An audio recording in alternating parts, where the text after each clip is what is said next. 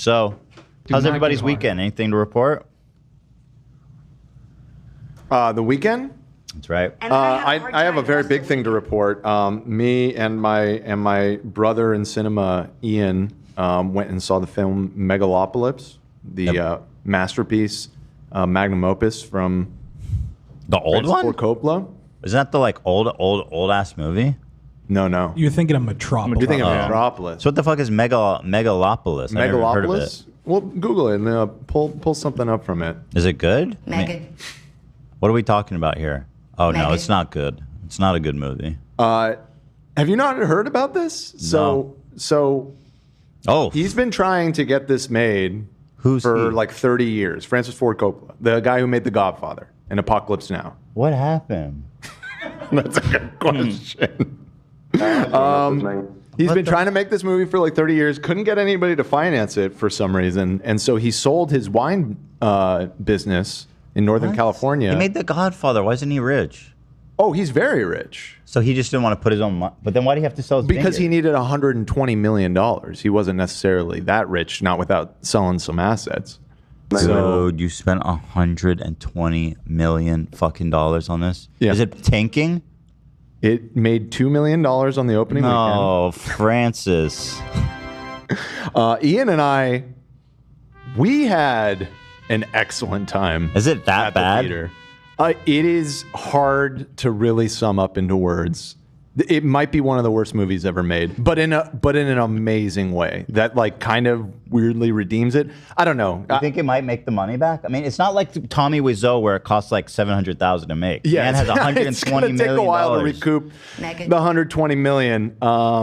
But I don't know. Maybe by word of mouth. I mean, I'm doing my duty here right now. Ian, do you want to chime in on this? I know Ian is also. He's Megalopolis pilled. I don't know what to say. Now, let me ask you though, how is it even possible that someone who's one of the best movies of all time, people say the best movie of all time, can on the other hand make something like this? I don't understand. He's a true artist, man. He's a true artist. I don't know. It's fascinating. Did he lose his swag? Well, he's like almost 90. That's why it's bad. That's part of it. He's likely this he said that this is his last movie, so this is his last movie. This is his goodbye to the world, and it's sort of about him. The main character is a very obvious stand-in for him. Main character is a genius, a misunderstood genius. Does he have hot bitches? All constantly, a lot. Yeah, that's the Woody Allen. Everyone is in love with him. Yeah. Everyone adores him, and even his rivals respect him. Sounds tough. It's a tough life, yeah. But it's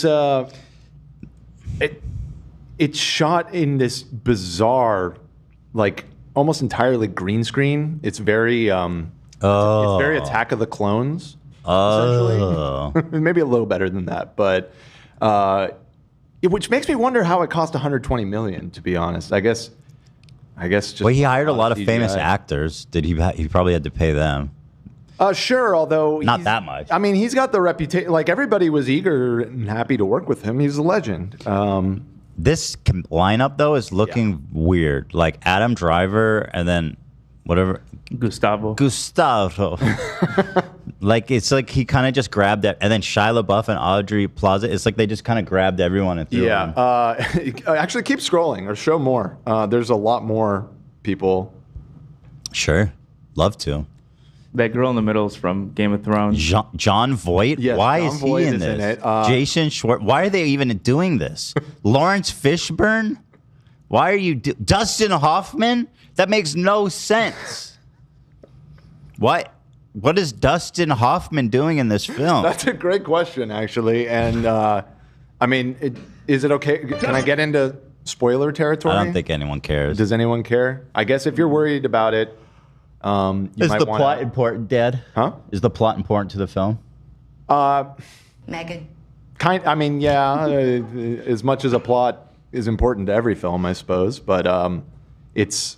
I won't say it's like incoherent, but it's very stupid. It's very, very stupid plot. So what's Dustin Hoffman doing in this? What is John Voight? He was like an associate of John Voight's character. I forget. He's like a banker or something. Because John Voight's character is the banker character. And just to be clear, Dustin Hoffman, is he Jewish? In real life or in the movie? In real life. I believe he is Jewish. And are we really casting Jewish men as bankers? Is that what's happening? Well, John Voight certainly is not, and he's the main banker guy. So I don't know if that angle is intentional, but yeah, he's Jewish. Dustin Hoffman's barely in the movie, and then he dies in the most Looney Tunes fashion you could possibly. There's literally just out of the blue, you haven't seen his character in a while, and one of the characters, I forget the line, but he's just like, "Oh yeah, he died," and there's a 2-second cutaway to Dustin Hoffman with just like bricks falling on his head, and he's just like, "Oh." And then that's just the end of that character. Bricks fell on him out of a window? Was it a fluke accident or was it an assassination? A Roman column that's like collapsing onto him. The movie takes place in New Rome, and it's because New York City is the new Rome, according to the thesis of the film. It's also New York. It's also New York. Yeah. Literally not Rome. Yeah. Is New York New Rome? I don't know if that's true. Maybe not really. You might not care for this film if you have any doubts about that. All roads lead to New York City. Let's read some of these reviews. I'm fascinated. Okay, so now I kind of want to watch this movie. I'm not going to lie. I kind of think people should see it. And I even think you should see it in theaters, and not because it like needs the theater experience, because if you go to the theater, you'll feel committed to sit through the whole thing. If you put it on Netflix, you're not making it like 20 minutes into this movie. But it's worth the investment. I heard something about live action interaction for the audience. No. Yeah, so there's like a part of the movie where Adam Driver's character like interacts with like a theater employee. Basically, like he requests that like at the screening somebody come out and like deliver this line from the theater to the screen. Wait, but no. At our screen, we were there on opening night. So nobody and they didn't do it. So there's just a part where Adam Driver is just kind of talking to nobody. And you're hearing half of a conversation. Dude, that's so dumb. Like, literally, that's like clapping for Tinkerbell. You remember that shit? What movie was that from? Was that Clapping for Tinkerbell? Was that from Claw? yeah. Peter Pan? Everyone in the audience, you have to clap for Tinkerbell. To save her life. Applause saves her life. Right. Applause to live. I get it. Well, let's read this here. This person liked it. I don't compare Francis Ford Coppola's decade-long passion project to Jennifer Lopez's visual album as a critique. It sounds like it might be. They're both very vain. So. Both projects are self-funded tributes to the power of love and marriage that led with gargantuan sincerity and bonkers visual effects. Interesting comparison. I disagree with it being a fresh rating, but I think there is something insightful about the J-Lo movie being similar to this. Yeah, Diva Passion Project. Yeah, it's my favorite. Yeah. These are top Diva. critics, too. Adam Graham says Megalopolis is an experience more than it is a movie. And as an experience, it's unforgettable. But what he didn't write is, and as a movie, it's terrible. Which is what's implied here. I agree with that. Let's get to the negative reviews here. Katie Walsh. This film alternates between looking like a generic car commercial and an Art Deco sci-fi fantasy. The dialogue is either cartoonishly overwrought or hilariously lowbrow, and the film swings wildly between these various poles at a dizzying pace.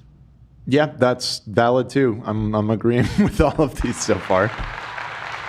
I'm surprised though. Some people like it. We gotta watch it. So that's it. I don't want to give it too much away here, guys, but check it out.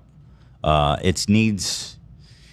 He needs money. I should mention that our movie theater was by the end, like almost in tears, laughing, like and it's not supposed to be funny. Was it crowded?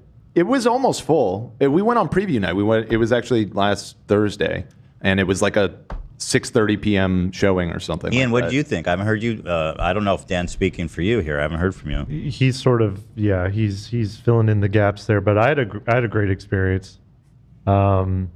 I've never been in a movie where the credits started and the entire row in front of us and the entire row behind us, we all sort of had this camaraderie where we all started talking. We all like stayed in the theater. Yeah, nobody for like got 20 up minutes and like talked with all the neighbors, like just strangers. Never we were seen just that. like, what the fuck did we just watch? Never It's, like, seen that. Insane. Oh, okay. There was also a moment where and once again, I don't want to give away any spoilers. You just have to see this. But there is one scene in particular that is very, very, very funny. And the whole theater just erupted in laughter.